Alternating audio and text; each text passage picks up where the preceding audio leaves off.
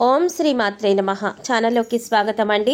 మార్చి 10వ తారీఖు మాఘ అమావాస్య ఆదివారంతో కలిసి వచ్చింది. ఆదివారం అమావాస్య రావడం అనేది చాలా విశేషమని, అలాగే ఎంతో శక్తివంతమైన రోజని పండితులు చెప్తున్నారు.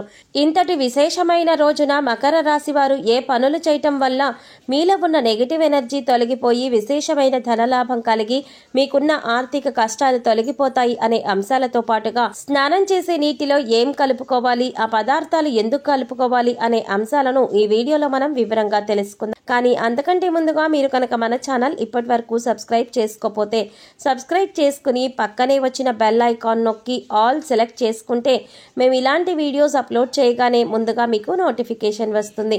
ఇక వివరాల్లోకి వెళ్ళిపోతే ముందుగా అమావాస్య రోజు ఏ పనులు చేస్తే అదృష్టం కలిసి వస్తుందో, ఏ పనులు చేస్తే దురదృష్టం కలుగుతుందో తెలుసుకుందాం. అమావాస్య చాలా శక్తివంతమైనది. అమావాస్య రోజు కొన్ని పనులు చేస్తే అదృష్టం బాగా కలిసి వస్తుంది. అమావాస్య రోజు ఎవరైనా సరే సూర్యోదయానికి పూర్వమే లేచి తలస్నానం చేయాలి. తలంటు స్నానం చేయకూడదు, తల మీద స్నానం చేయాలి. అంటే కేవలం నీళ్లు తల మీద పోసుకోవాలి, తలస్నానం చేయాలి. ఈ తలస్నానం చేస్తే చాలా మంచిది. అమావాస్య రోజు మధ్యాహ్నం పూట నిద్రపోకూడదు. మధ్యాహ్నం పూట నిద్రపోతే దరిద్రం చుట్టుకుంటుంది. అమావాస్య రోజు విశేషంగా లక్ష్మీ పూజ చేయాలి. అమావాస్య రోజు చేసే లక్ష్మీ పూజను ఐశ్వర్య లక్ష్మీ పూజ అని అంటారు. ఈ పూజ చేయటం వల్ల ఆర్థిక సమస్యలన్నీ కూడా తొలగిపోతాయి. అమావాస్య సందర్భంగా అన్నదానం చేసినా, వస్త్రదానం చేసినా విశేషమైన శుభ ఫలితాలు కలుగుతాయి. అలాగే అమావాస్య సందర్భంగా ఎవరైనా సరే ఎడమకాలికి నల్లదారం కట్టుకుంటే చాలా మంచిది. అమావాస్య రోజు ఎడమకాలికి నల్లదారం కట్టుకుంటే ఎదుటి వాళ్ళ ఏడుపులనేవి మీ మీద పనిచేయవు. దృష్టి దోషాలు, నరపీడ అనేది ఉండదు. శత్రు బాధలన్నీ తొలగిపోతాయి. ఎడమకాలికి నల్లదారం అమావాస్య రోజు కట్టుకోవాలి. అలా కట్టుకున్నట్లయితే మీకున్నటువంటి దిష్టి దోషం మొత్తం తొలగింప చేసుకోవచ్చు. అలాగే అమావాస్య రోజు రాత్రిపూట భోజనం చేయకూడదు, ఉపవాసం ఉండాలి. కేవలం పళ్ళు, పాలు మాత్రమే ఆహారంగా స్వీకరిస్తే చాలా మంచిది. అలాగే అమావాస్య అంటే సూర్యుడికి చాలా ఇష్టమైన రోజు. అందుకే ఎవరైనా సరే అమావాస్య సందర్భంగా సూర్యుడికి అర్ఘ్యం ఇస్తే చాలా మంచిది. అంటే సూర్యుడికి నీటిని సమర్పిస్తే జాతక దోషాలన్నీ కూడా తొలగిపోతాయి. అంటే రాగి చెంబులో నీళ్లు తీసుకుని ఆ నీళ్లలో ఎర్ర పుష్పాలు, చిటికెడు కుంకుమ పువ్వు, కొద్దిగా గంధం కలిపి తూర్పు వైపు తిరిగి ఓం సవిత్రే నమః అని 12 సార్లు జపించి సూర్యభగవానుడికి అర్ఘ్యం ఇచ్చినట్లయితే విశేషమైన ఫలితాలు కలుగుతాయి. అమావాస్య సూర్యనారాయణ మూర్తి పుట్టినరోజు కాబట్టి సూర్యుడి అనుగ్రహం వల్ల సకల శుభాలు కలుగుతాయని పండితులు చెబుతున్నారు. అలాగే పితృదోషాలు, పితృశాపాలు తొలగిపోవటానికి అమావాస్య రోజు ఒక ప్రత్యేకమైన విధి విధానం పాటించాలి. మీకు దగ్గరలో రావి చెట్టు ఉన్నట్లయితే రావి చెట్టు దగ్గరకు వెళ్ళి రావి చెట్టు మొదట్లో ఆవాల నూనె అంటే మస్టర్డ్ ఆయిల్ ప్రమిదలో పోసి 8 ఒత్తులు విడివిడిగా వేసి దీపాన్ని వెలిగించాలి. అమావాస్య రోజు ఎవరైతే రావి చెట్టు దగ్గర ఆవాల నూనెతో దీపం పెడతారో వాళ్ళకున్నటువంటి పితృదోషాలు, పితృశాపాలు అన్నీ తొలగిపోతాయి. అలాగే అమావాస్య సందర్భంగా నవధాన్యాలకు సంబంధించి ఒక ప్రత్యేకమైన పరిహారం పాటిస్తే లక్ష్మీ కటాక్షం చాలా సులభంగా కలుగుతుంది. నవధాన్యాలు అమావాస్య రోజు నానబెట్టి వాటిని లక్ష్మీదేవికి నైవేద్యంగా సమర్పించి ఆ తర్వాత ఆ నవధాన్యాలను ఎక్కడైనా శుభ్రమైన ప్రదేశంలో చల్లాలి. కొన్ని రోజుల తర్వాత ఆ నవధాన్యాలకు మొలకలు వచ్చాక ఆ మొలకలు వచ్చిన నవధాన్యాలను గోవులకు ఆహారంగా తినిపించాలి. అమావాస్య రోజు నవధాన్యాల పరిహారం పాటించడం ద్వారా ఆర్థిక ఇబ్బందుల నుంచి సులభంగా బయటపడవచ్చు. అమావాస్య సందర్భంగా ఈ ప్రత్యేకమైన విధి విధానాలు పాటించండి. అమావాస్య రోజు కామ కర్మలనేవి చేయకూడదు.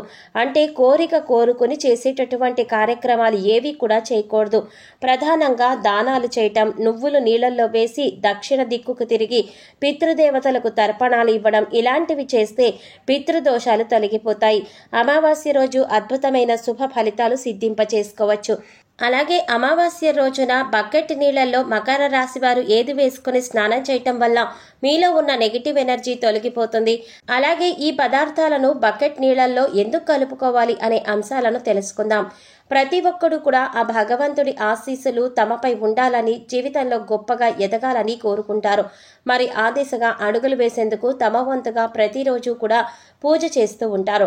పూజ చేసేటప్పుడు ఫలితాలు వస్తాయా అంటే మనశ్శాంతి మాత్రం ఖచ్చితంగా వస్తుంది. ఫలితం వస్తుందా అంటే మాత్రం అది మీ పూర్వజన్మ కర్మ ఫలితం మీద కూడా ఆధారపడి ఉంటుంది. మరి అలాంటి కర్మ ఫలితాన్ని తగ్గించుకోవాలి అంటే ఏం చేయాలి అనే సందేహం మీకు రావచ్చు. మనం ఏదైనా పని చేస్తున్నాము అంటే అది ఎందుకు చేస్తున్నాము అని తెలుసుకొని చేస్తే మాత్రం దానికి ఖచ్చితమైన ఫలితాలు దొరుకుతాయి. ఈ మాట సాక్షాత్తు వేద పండితులు చెప్తున్నారు. మార్చి 10వ తారీఖున అమావాస్య ఆదివారంతో కలిసి వచ్చింది. అందువల్ల చాలా విశేషమైనదని పండితులు చెప్తున్నారు. ఇంతటి విశేషమైన రోజున ఈ చిన్న పరిహారం చేసినట్లయితే కనుక లక్ష్మీ కటాక్షం కారణంగా దరిద్ర బాధలన్నీ కూడా తొలగిపోతాయి, సిరి సంపదలు చేకూరుతాయి. చూడటానికి ఈ పరిహారాలు తేలిగ్గా అనిపించవచ్చు, కానీ వీటి ఫలితాలు మాత్రం చాలా గొప్పగా ఉంటాయి. అందుకోసం మీకు ముఖ్యంగా కావలసింది నమ్మకం. అలాగే ఈ పరిహారం మనకి పని చేస్తుంది, మన కష్టాల నుంచి బయటపడేస్తుంది అనే విశ్వాసం. పరిహారంలో భాగంగా ముందు స్నానం చేసే నీటిలో ఏమేమి కలుపుకుంటే మీకు లక్ష్మీదేవి అనుగ్రహంతో సిరి సంపదలు పొందుతారో చూద్దాం. అంతేకాదు వాటిని ఎందుకు కలుపుకోవాలి అనే విషయాన్ని కూడా తెలుసుకుందాం. ఈ సృష్టిలో ప్రతి ఒక్క పదార్థానికి ఒక ప్రత్యేక గుణం ఉంటుంది. అంతేకాదు మనం కనుక మనసులో బలంగా సంకల్పించుకుంటే ఆ పదార్థంలో ఉన్న గుణం ప్రత్యేకమైన పదార్థాలతో చేర్చి ఉపయోగించడం వల్ల మన సంకల్పాన్ని భగవంతుడికి చేరవేస్తుంది. కానీ ఈ పరిహారాలు తేలిగ్గా ఉన్నాయి కదా, చేసేద్దామని చేయటం కాదు, మనస్ఫూర్తిగా నమ్మి చెయ్యాలి. అప్పుడే మీకు సత్ఫలితాలు వస్తాయి. ఇక ఇంతటి విశేషమైన అమావాస్య రోజు వృషభ రాశి వారు ఉదయాన్నే నిద్ర లేచి చక్కగా స్నానం చేయండి. అలాగే స్నానం చేసే నీటిలో ఒక తమలపాకు, కొద్దిగా రాళ్ల ఉప్పు, అలాగే 2 హారతి కర్పూరం బిళ్ళలను పొడి చేసి వేసుకొని వీటన్నింటినీ నీళ్లలో బాగా కలుపుకొని స్నానం చేయాలి. ఈ నీళ్లతో పిల్లలు ఇంకా పెద్దవాళ్లు కూడా స్నానం చేయవచ్చు. తమలపాకులు అంటే శుభ సూచకం, అలాగే భగవంతుడికి ఎంతో ఇష్టం. అంతేకాకుండా ఈ పదార్థాలన్నీ కూడా మీలో పాజిటివ్ ఎనర్జీని పెంచుతాయి, మీ చుట్టూ ఉన్న నెగిటివ్ ఎనర్జీ తీసేస్తాయి. ఈ పదార్థాలు నీళ్లలో కలిపి స్నానం చేయటం వల్ల భగవంతుడి అనుగ్రహాన్ని పొందుతారు. బకెట్ నీళ్లలో ఒక తమలపాకును వేసి అరగంట తర్వాత స్నానం చేస్తే శరీరం అంతా కూడా స్వచ్ఛత లభిస్తుంది, ఒంట్లో ఉండే నెగిటివ్ ఎనర్జీ అంతా కూడా తొలగిపోతుంది. ఇక రెండవ పదార్థం మన నీళ్లలో కలిపింది రాళ్ల ఉప్పు. ఈ రాళ్ల ఉప్పు నీళ్లలో కలపడం వల్ల మనలో ఉన్నటువంటి నకారాత్మక శక్తి అనేది తొలగిపోతుంది, అంటే నెగిటివ్ ఎనర్జీ. వాస్తవానికి చెప్పాలంటే మనకు తెలియకుండా మన మీద ఒక రకమైనటువంటి నకారాత్మక శక్తి పనిచేస్తూ ఉంటుంది. ఇక ఇలాంటి నకారాత్మక శక్తి ఉన్నప్పుడు మనం చేసే పనులలో ఆటంకాలు రావడం, అలాగే ఆర్థికంగా కుంగిపోవటం, ఇలాంటివన్నీ మనం చూస్తూ ఉంటాం. ఇక ఈ నకారాత్మక శక్తి నుంచి బయటపడటానికి చిన్న చిన్న పరిహారాలు చేసుకుంటే సరిపోతుంది. దాన్ని తొలగించుకోవడానికి రాళ్ల ఉప్పు మనకెంతగానో సహాయపడుతుంది.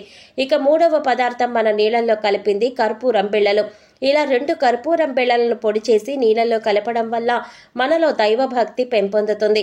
దీని నుంచి వచ్చే సువాసన మనలో ఉన్న చెడు ఆలోచనలు తొలగించి ఆధ్యాత్మికం వైపు మనల్ని నడిపిస్తుంది. మార్చి 10వ తారీఖున వచ్చే అమావాస్య రోజు వృషభ రాశి వారు ఈ పరిహారం చేసి లక్ష్మీదేవి అనుగ్రహాన్ని పొందండి.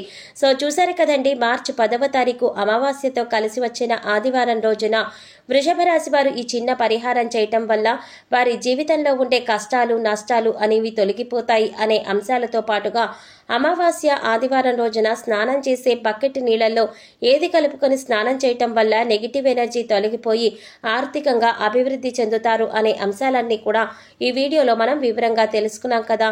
ఈ వీడియో మీకు నచ్చినట్లయితే లైక్ చేసి మీ ఫ్రెండ్స్ అండ్ ఫ్యామిలీ మెంబర్స్లో మకర రాశి వారు ఎవరైనా ఉంటే వారితో మర్చిపోకుండా ఈ వీడియోని షేర్ చేసుకోండి. అలాగే ఇప్పటి వరకు మన ఛానల్ కనుక సబ్స్క్రైబ్ చేసుకోకపోతే సబ్స్క్రైబ్ చేసుకుని పక్కనే వచ్చిన బెల్ ఐకాన్ నొక్కి ఆల్ సెలెక్ట్ చేసుకుంటే మేము ఇలాంటి వీడియోస్ అప్లోడ్ చేయగానే ముందుగా మీకు నోటిఫికేషన్ వస్తుంది. మరో చక్కటి వీడియోతో మళ్ళీ కలుసుకుందామండి. ఓం శ్రీమాత్రే నమః.